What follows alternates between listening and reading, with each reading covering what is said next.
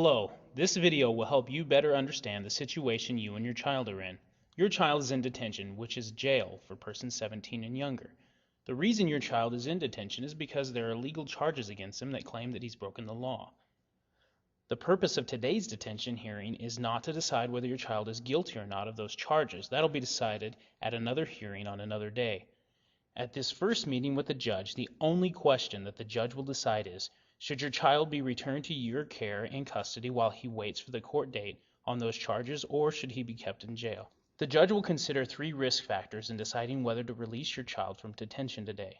The first risk is whether your child represents a danger to himself. For example, making cuts on his body, use of drugs, running with gangs, or suicidal tendencies.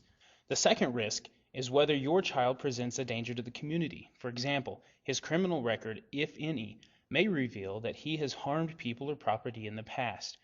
Or will he be likely to commit further crimes if released?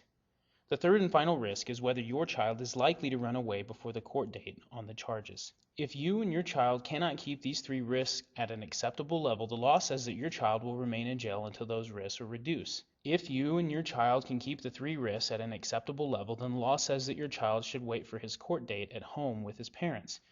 At this hearing, the judge will first listen to the probation officer. The probation officer will make a recommendation to the judge as to whether your child should be kept in detention. The recommendation could be that your child should be allowed to leave today, but under strict rules such as house arrest or placement in a diversionary program. The recommendation might be that your child remains in detention while the probation officer learns more about the charges. If so, the judge might authorize a prior release, which means that once the probation officer finds out what he needs to know and is assured that the 3 risk factors are reduced, he has the judge's authority to release your child from detention. You might be wondering what your role is today as a parent or legal guardian. The judge will turn to you after the probation officer has made his recommendation. The judge wants to know whether you want your child released from detention today. It may be that you would like your child to go home with you today, but want there to be restrictions.